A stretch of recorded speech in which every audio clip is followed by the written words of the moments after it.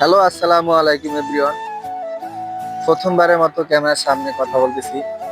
কিভাবে শুরু করব বা কিভাবে গুছিয়ে কথা বললে ঠিকঠাক মনে হবে। আসলে অনেকদিন ধরেই ভাবছি মোটো ব্লগিং শুরু করব, কিন্তু সাহস পাচ্ছিলাম না। আসলে মোটো ব্লগিং করতে গেলে একটু দক্ষতা লাগে, অভিজ্ঞতা লাগে, এক্সপিরিয়েন্স লাগে।